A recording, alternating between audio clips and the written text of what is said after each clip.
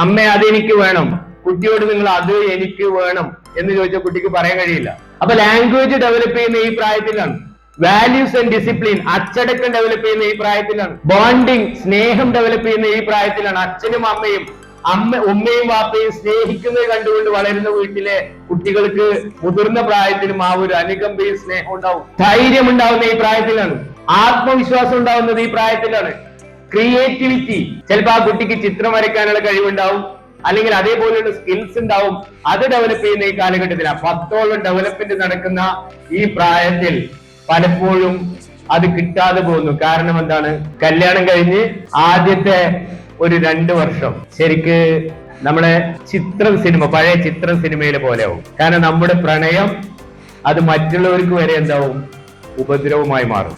എന്നാൽ ഒരു രണ്ട് വർഷം ഒന്നും ഇപ്പൊ നിൽക്കുന്നില്ല കേട്ടോ. ഒരു 2 വർഷം കഴിഞ്ഞാലാ പിന്നെ ശരിക്കും പഴയ സത്യൻ അന്തിക്കാടിന്റെ ഫിലിം പോലെയാവും. കാരണം ഇടയ്ക്ക് ചില പരിഭവങ്ങള്, പിന്നെ എന്നാലും ഇക്ക അങ്ങനെ പറഞ്ഞില്ലേ, പിന്നെ ഒരു നന്നാവല്. ഒരു 5 വർഷം കഴിഞ്ഞാലാ അപ്പോഴേക്കാണ് നമ്മൾ കുട്ടികളെ നോക്കേണ്ട സമയം വരുന്നത്. ആ സമയത്ത് എങ്ങനെയാവും? കിങ് ഓഫ് കൊത്ത, ജയിലർ പോലുള്ള സിനിമ പോലെ ആവും. കാരണം ഇവിടെ നടക്കുന്ന പ്രശ്നങ്ങൾ എവിടെ വരും? അങ്ങാടിപ്പുറത്ത് നിന്ന് കഴിഞ്ഞാൽ നമുക്ക് കേൾക്കാൻ കഴിയും.